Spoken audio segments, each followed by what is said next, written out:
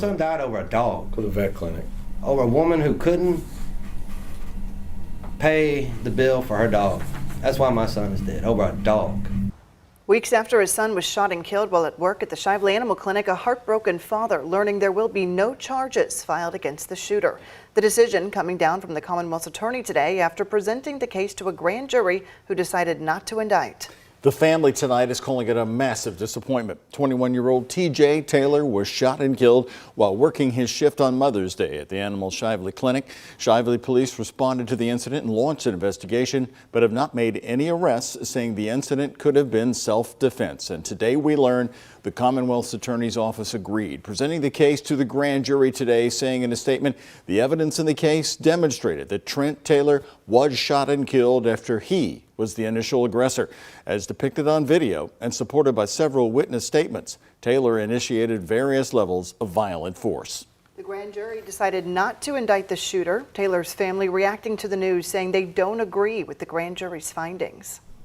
Obviously, massive disappointment for the family that they've been denied justice here, but there are other ways to get justice in the civil courts, which is what we will pursue. So obviously for the family, one way or another, this is not over.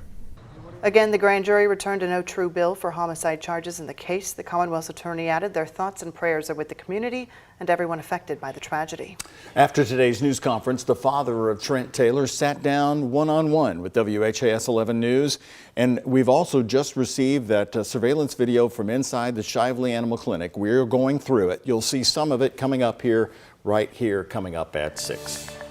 Right now, families who typically swim at the Algonquin pool can finally pick up summer passes to swim elsewhere. The city is giving 200 families pool passes to the YMCA on West Broadway, and 800 families will get passes to Kentucky Kingdom. WHS11's Alexis Jones has the story. Rain or shine, city officials plan to head here to Algonquin Park to hand out summer passes, but only to families who qualify, leaving those who don't to question the criteria. What about District 2, 3, and 4? And 5.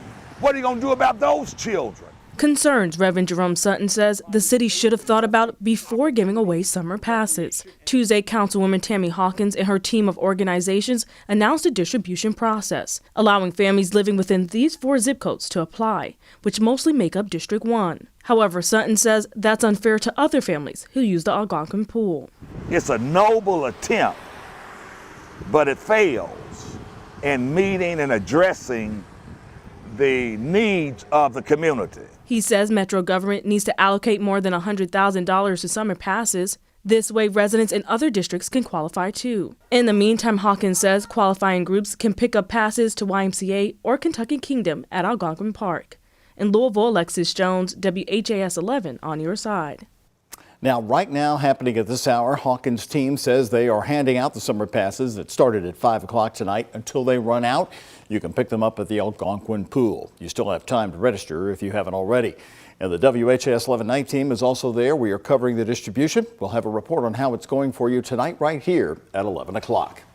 Well, in order to get those pools fixed, in last night's Metro Budget Committee meeting, they added additional funding for it. An additional $3 million is set aside now to help with the repairs at the Algonquin and Camp Taylor pools. Metro Council has said the pools need many repairs, and the Algonquin pool has been vandalized several times. Councilwoman Hawkins tells us they plan to start those repairs coming up on Labor Day. That money was part of Louisville's spending budget, passed last night by a Metro Council committee. The more than $1 billion budget now goes to the full Metro Council for a vote. On top of plans to build a permanent resource center for the homeless in Louisville, $3 million was added for the Goodwill Opportunity Campus being built in West Louisville. The Budget Committee also added $4 million to the already $26 million for repaving our streets. And $3 million was set aside for the St. Stephen Family Life Center, but that center says they are rejecting the money from this year's budget. Just like we didn't get Walmart. Now we won't get this $12 million investment into the California community.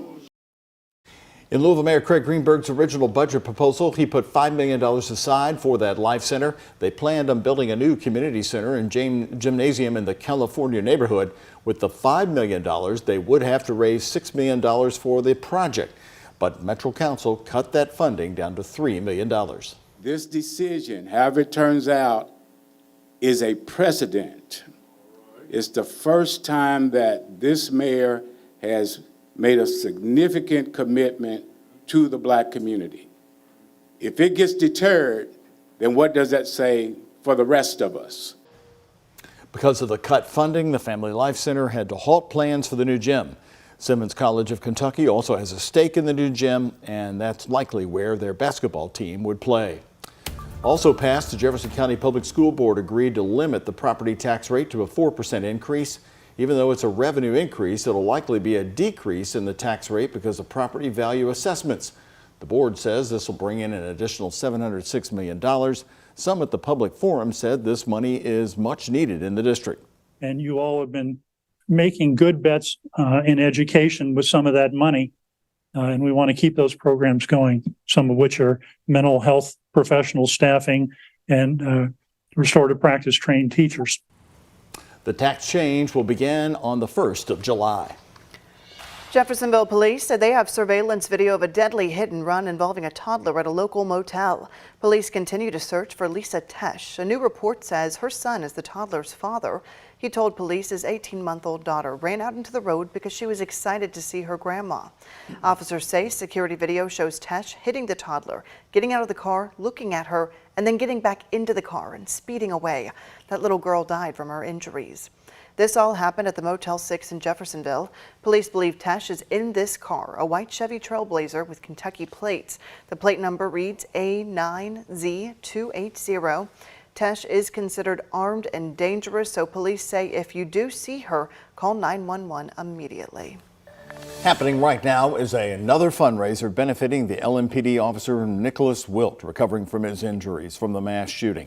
The Metro Police Foundation is joining forces with Shack in the Back Barbecue today. Wilt was critically hurt in April with that gunshot to the head during the Old National Bank mass shooting as he ran toward the gunfire that morning.